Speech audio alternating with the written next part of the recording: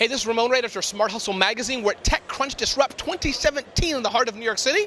And what's your name and who are you with? Yeah, my name is Jordan Crook, and I'm an editor at TechCrunch. Great. And what is TechCrunch Disrupt all about? I mean, hundreds and hundreds and gazillions of startups and entrepreneurs come to this amazing event. I'm here today, but for the few who don't know, What is it all about? Yeah, I think it's all about discovering what tech has to offer the world in the last 4 months. We do this 3 times a year, and we want to bring investors, young entrepreneurs, journalists all together into the same place, under the same roof, to discuss, what we could be doing in the next 10 years and what we're capable of right now.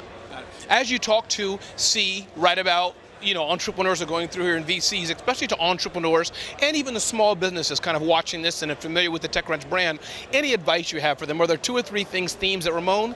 Here's what we see all the time. Absolutely. Anything like that come to mind? Yeah, I would say the #1 rule across the board, whether it's for getting press or for hiring or for simply being successful, getting VCs interested, just be genuine.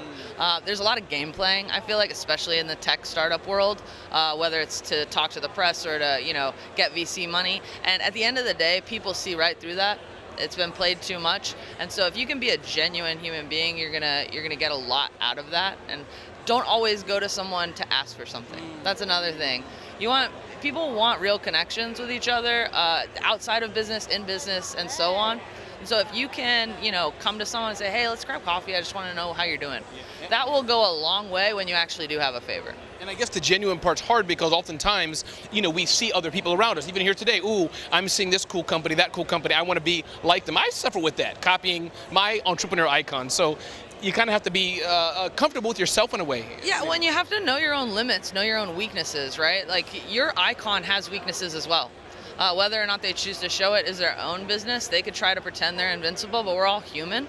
And to admit what your weakness is, or admit what you don't know and ask for help, really goes a long way, especially with your employees, right? Like, giving them the chance to step up and manage up and say, no, you're wrong on this one. You know you're wrong. I know you're wrong. Let's solve it together, is actually breeding a whole lot of camaraderie within the company.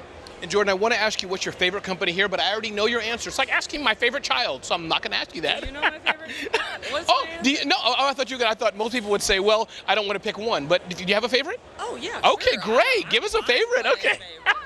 Are you kidding me?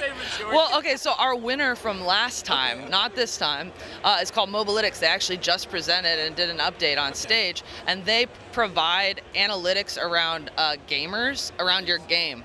So it's not just like stats on like how many, kills you got or how many times you died. It's like, you should have been standing here, or you should have been kneeling, or you should have been using a different gun, or whatever it might be. And they're really intense analytics, and I'm a big gamer. I love playing video games. So to me, that's like I die hard kind of want to do that. Another one is Recordgram.